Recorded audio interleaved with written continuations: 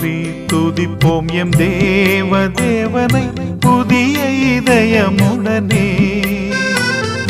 நேற்றும் இன்றும் என்றும் மாறா இயேசுவை நாம் என்றும் பாடித்து